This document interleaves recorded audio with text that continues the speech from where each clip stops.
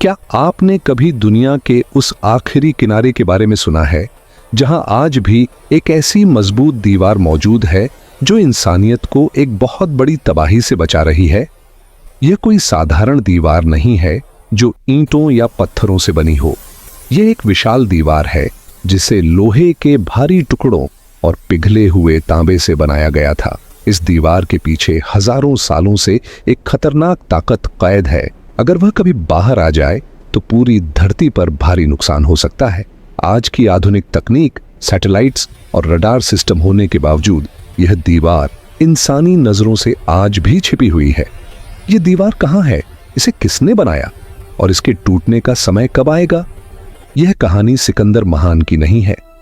यह कहानी उस महान शासक की है जिसका जिक्र कुरान में जुल्करनैन के नाम से किया गया है। वह एक ऐसा मुसाफिर था जिसने सूरज के उगने और डूबने की जगहों को अपनी आंखों से देखा। वह एक ऐसा शासक था जिसने लोहे और आग का इस्तेमाल करके इतिहास का सबसे मजबूत कैद खाना तैयार किया। इतिहास में कई राजा आए जिन्होंने दुनिया को जीतने की कोशिश की, लेकिन जुल्करनैन जैसा कोई नहीं था। सूरह अल कहफ में अल्लाह ने उनका जिक्र एक ऐसे शासक के रूप में किया है जिसे धरती पर हर तरह की ताकत, साधन और अधिकार दिए गए थे ताकि वह इंसानों की रक्षा कर सके। उनका सफर किसी तख्त, ताज या दौलत के लिए नहीं था। उनका मकसद धरती पर इंसाफ और संतुलन कायम करना था। कुरान बताता है कि उन्होंने सबसे पहले पश्चिम की दिशा में सफर किया। वह उस आखिरी सीमा तक पहुंचे जहां जमीन खत्म होती है और समंदर शुरू होता है। वहीं उन्होंने सूरज को ऐसा महसूस किया जैसे वह गहरे काले पानी में डूब रहा हो। इसके बाद वे पूरब की ओर गए। वहां उन्होंने एक ऐसी कौम को देखा जिनके पास सूरज की तेज गर्मी से बचने के लिए न तो पक्के घर थे और न ही कोई साया। वे लोग जमीन के गड्ढों में छिपकर अपनी जिंदगी गुजारते थे, लेकिन उनका तीसरा सफर सबसे ज्यादा रहस्यमय और चुनौतीपूर्ण था। चलते चलते जुल्करनैन उत्तर की दिशा में एक ऐसे अनजान रास्ते पर निकल पड़े जो बेहद कठिन और जोखिम भरा था। आखिरकार वे एक ऐसी जगह पहुंचे जो दो ऊंचे पहाड़ों के बीच स्थित थी। ये पहाड़ इतने ऊंचे थे कि जैसे आसमान से बातें कर रहे हों। उनके बीच एक बहुत बड़ा दर्रा था और उसी घाटी में एक बस्ती आबाद थी। वहां रहने वाले लोगों की भाषा समझना लगभग नामुमकिन था। वे दुनिया से कटे हुए, डरे सहमे और असहाय लोग थे। जब उन्होंने जुल्करनैन की विशाल सेना, उनकी ताकत और उनके पास मौजूद साधन देखे तो उनके दिल में उम्मीद की एक किरण जागी। टूटी फूटी भाषा और इशारों के जरिए उन्होंने जुल्करनैन को बताया कि इन पहाड़ों के उस पार कोई आम लोग नहीं बल्कि एक बड़ी मुसीबत बस्ती है। याजूज और माजूज। अब सवाल उठता है, याजूज और माजूज आखिर थे कौन? रिवायतों के अनुसार वे इंसानों की ही एक नस्ल थे, लेकिन उनकी आदतों में अव्यवस्था और नुकसान शामिल था। उनकी संख्या इतनी ज्यादा बताई जाती है कि गिनना लगभग नामुमकिन था। वहां रहने वाली कौम ने जुल्करनैन को बताया कि ये लोग पहाड़ों से ऐसे उतरते थे जैसे तेज बहता हुआ पानी। जहां से गुजरते वहां की खेती नष्ट हो जाती, जानवर गायब हो जाते और पानी के स्रोत तक सूख जाते थे। वे आबाद इलाकों को कुछ ही समय में उजाड़ में बदल देते थे। उन्हें रोक पाना आसान नहीं था। न कोई हथियार काम आता था, न कोई दरवाजा।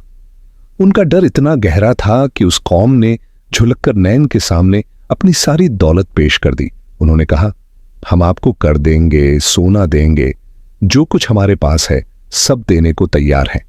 बस हमारे और उनके बीच कोई मजबूत रुकावट बना दीजिए।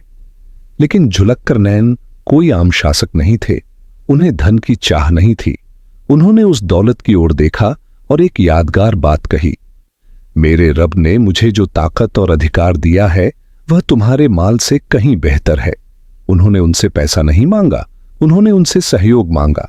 उन्होंने कहा, तुम अपनी मेहनत और ताकत से मेरा साथ दो, मैं तुम्हारे और उनके बीच एक ऐसी मजबूत दीवार बना दूंगा जिसे वे पार नहीं कर पाएंगे।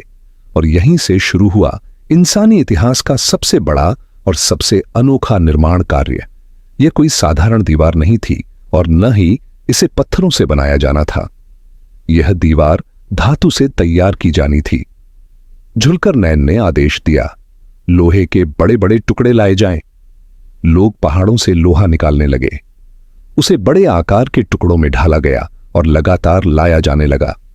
इन लोहे के टुकड़ों को दोनों पहाड़ों के बीच जमाया गया, एक के ऊपर एक, यहां तक कि दीवार धीरे धीरे इतनी ऊंची हो गई कि दोनों पहाड़ों की चोटियों के बराबर पहुंच गई। लेकिन यह अभी सिर्फ लोहे का ढेर था। इसे मजबूत बनाने के लिए इसे आपस में जोड़ना जरूरी था। तभी झुलकर नैन ने दूसरा आदेश दिया, आग जलाई जाए। पूरी घाटी एक भट्टी में बदल गई।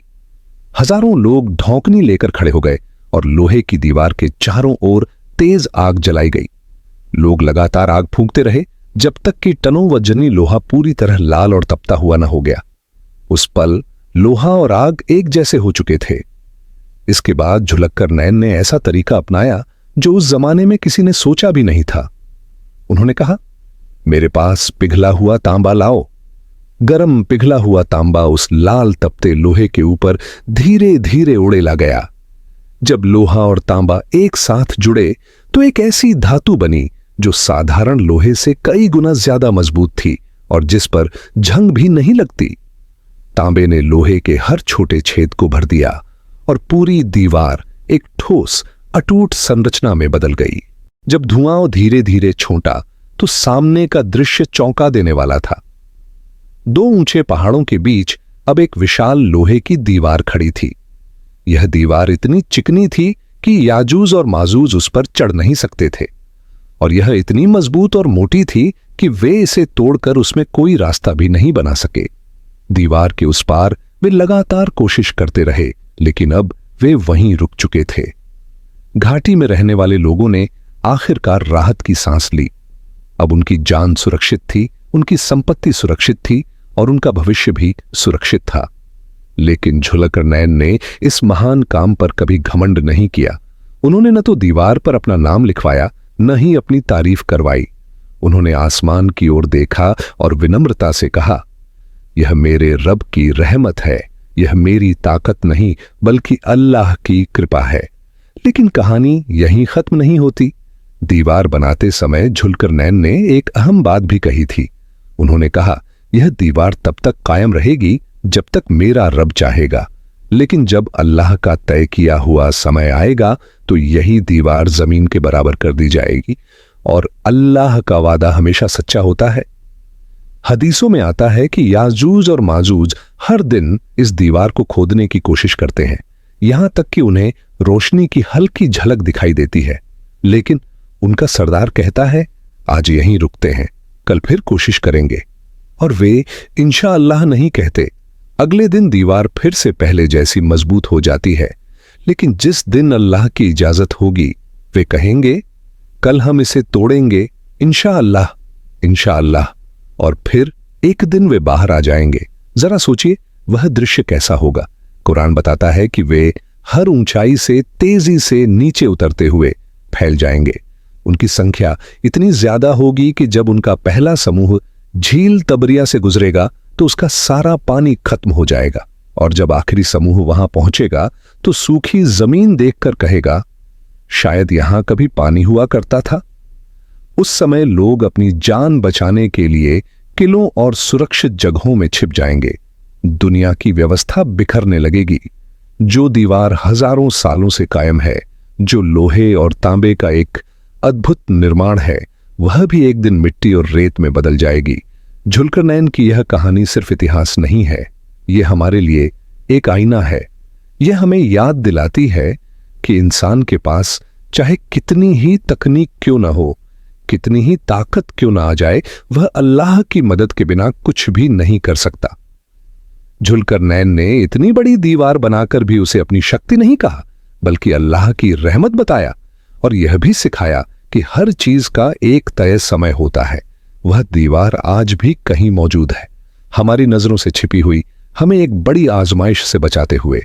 लेकिन जिस दिन अल्लाह का हुक्म होगा तो लोहे और तांबे की दीवार भी कायम नहीं रह पाएगी।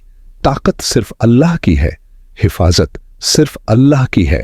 अगर झुलकर नैन और इस महान दीवार की कहानी आपको सोचने पर मजबूर कर गई हो और आपके दिल में अल्लाह की महानता का एहसास जागा हो, तो कमेंट में सुभान अल्लाह जरूर लिखें।